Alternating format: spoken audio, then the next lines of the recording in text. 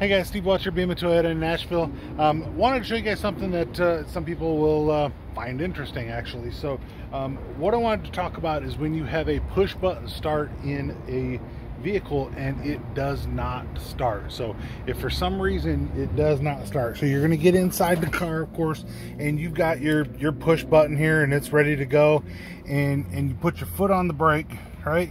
So you come in and you'll shut the door, right? And you got, right here, and you're putting your foot on the brake and you're hitting it. It's like key not detected. And you're going, well, what was happening? Why is the key not detected? I can't get it to, now you're going to see press brake pedal and touch power switch with key. So what's most likely happened in that particular case is that your battery's been dead or ran dead.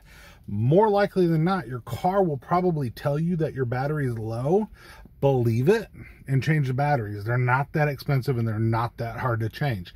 But if you do find yourself in this position, it's very easy to fix it. So first off, I'm going to show you again. I'm hitting the push button start and it's still going to say that there's nothing here. So now what you're going to do is you come back with your key here and just touch it. Now you see how all the dash lights just turned on as soon as I got close? And now I've started the car. All right, so this particular one's a hybrid, of course, but so you can see there's a couple of different things that are there, but I have started this vehicle. All right, even though it did not see this key, and the reason it didn't see this key is because I actually shut this key off. I didn't take the battery out, I shut it off, so there was no way for it to see because I stopped the key from broadcasting. I have a video to show you how to do that just in case you want to do that. But watch, I'm going to shut this back off. Everything's back off, right? Still got the key. I haven't done nothing different to the key, right? So now when I come back through, I'm going to try to start it again. See, it still says key not detected, right? Now I'm going to show you again once I get it close. So as long as I have my foot on the brake, right? So, and once I get it close, you see how everything just lit up, right? So now the ignition's on, and now I can hit the button and you can see everything just fired right back up for me. So so what should you do if, and I'll shut this back off, but what should you do if you notice that that is the way you are starting your car? And I do want to mention too that this isn't just a Toyota thing. This is a push button start thing. So you could have certain kind of cars.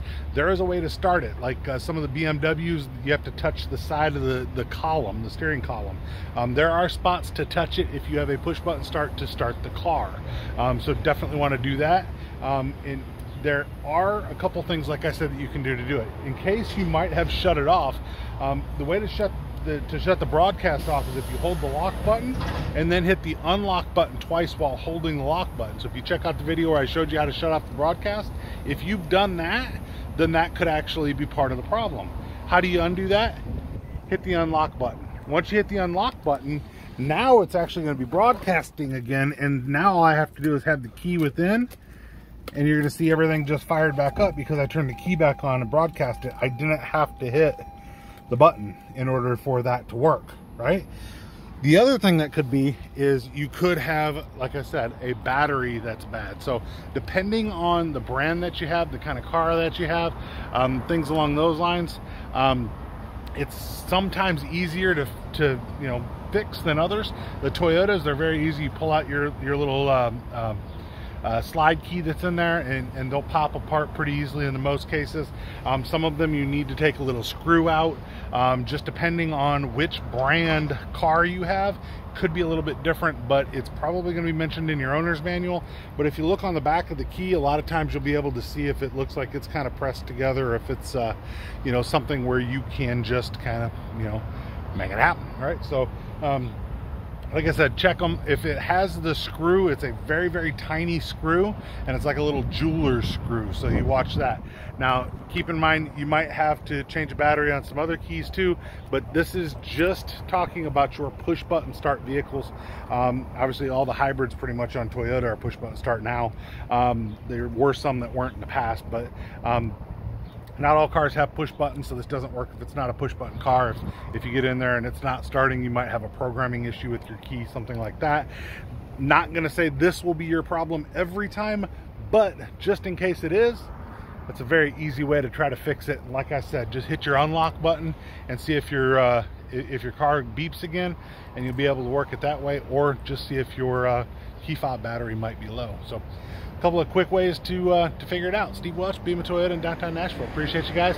Definitely like, subscribe. You guys have a great day. Talk to you soon. Bye.